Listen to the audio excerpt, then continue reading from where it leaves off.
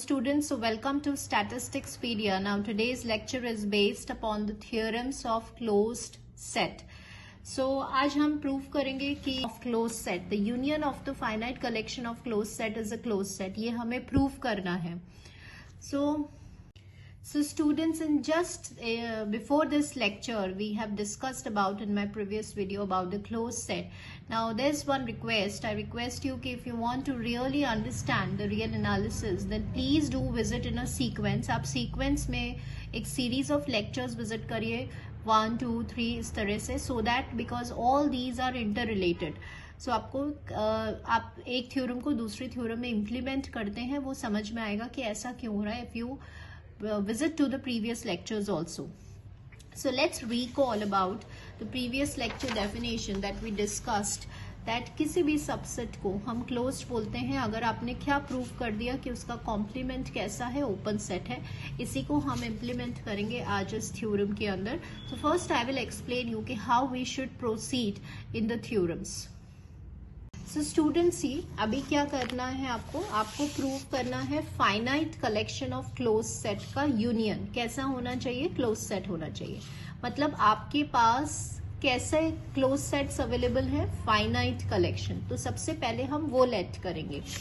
तो देखिए आपने क्या किया, AI लिया. ध्यान रखना है क्योंकि फाइनाइट है तो यू नीड टू स्पेसिफाई कि फाइनाइट नंबर है 1 से लेकर n तक, ये सेट है. और ये सेट कैसे होंगे, क्लोज सेट होंगे. ये हमें थ्योरम में गिवन है. ठीक है, ये हमने लेट कर लिया. अब आपको क्या प्रूव करना है, यूनियन. तो आपने इस फाइनाइट कलेक्शन का यूनियन ले लिया और इसको आपने कोई भी सेट से रिप्रेजेंट कर दिया, लेट्स से A. प्रूव क्या करना है, द यूनियन ऑफ दिस कैसा होना चाहिए, क्लोज सेट. तो ये यूनियन ले लिया आपने आर्बिट्ररी ये आपने यूनियन ले लिया फाइनाइट कलेक्शन का और उसको आपने अज्यूम कर लिया Z. तो बेसिकली आपको टू प्रूफ क्या करना है कि एक ऐसा सेट होना चाहिए, क्लोज सेट होना चाहिए.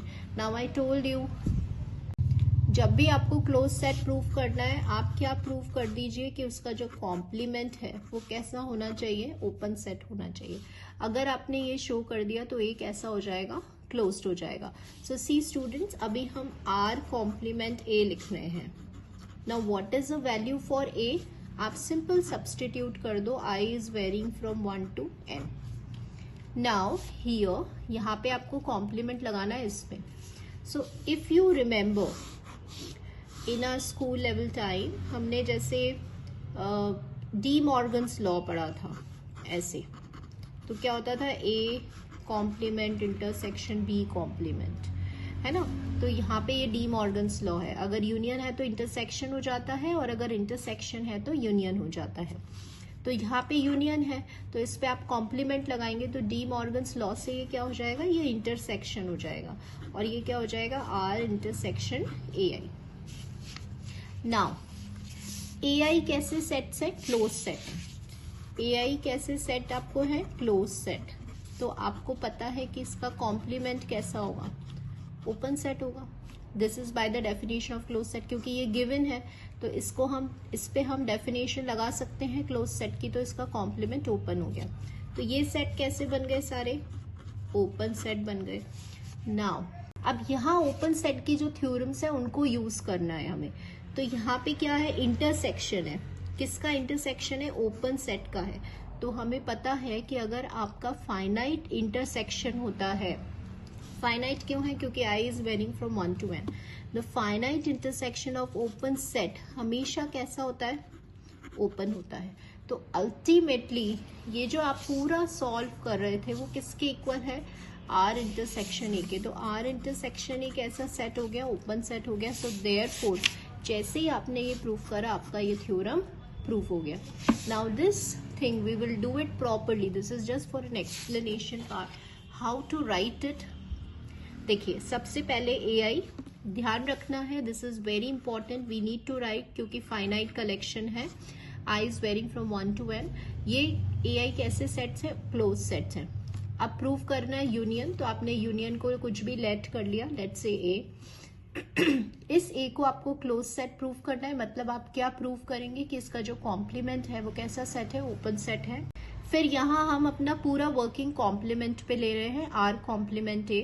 A का वैल्यू क्या है, यूनियन अब जैसे ही कॉम्प्लीमेंट यूनियन पे लगेगा तो डी मॉर्गन्स लॉ जब आप अप्लाई करेंगे तो यूनियन का उल्टा क्या होता है, इंटरसेक्शन, तो ये इंटरसेक्शन हो जाएगा।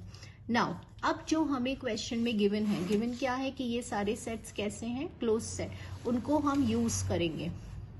तो क्योंकि AI कैसे हैं, क्लोज सेट हैं, तो बाय द डेफिनेशन इसका कॉम्प्लीमेंट कैसा हो जाएगा, ओपन सेट हो जाएगा। तो ये वाले सेट कैसे हो गए, ओपन हो गए। अब हम क्या जानते हैं, हम ये जानते हैं कि intersection of the finite collection of open set is open. मतलब फाइनाइट कलेक्शन का इंटरसेक्शन अगर आप ओपन सेट का लेते हो तो वो कैसा होता है, ओपन। तो ये ओपन हो गया, तो ये भी ओपन हो गया, एंड अल्टीमेटली ये भी ओपन हो गया। सो देयरफॉर आर कॉम्प्लीमेंट एक ऐसा हो गया, ओपन हो गया, और एक ऐसा सेट हो गया, क्लोज सेट हो गया।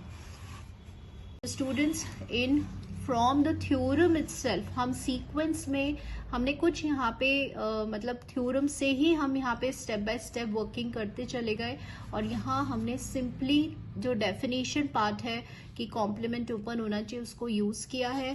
प्लस आई टोल्ड यू कि सारी थ्योरम्स इंटर रिलेटेड होती हैं, तो यहाँ पे हमने एक ओपन सेट की जो थ्योरम है इंटरसेक्शन वाली उसको यूज करके इस थ्योरम को प्रूफ कर दिया है। ठीक है, so hope you got this concept and as well as the proof of this theorem. So thank you all the students.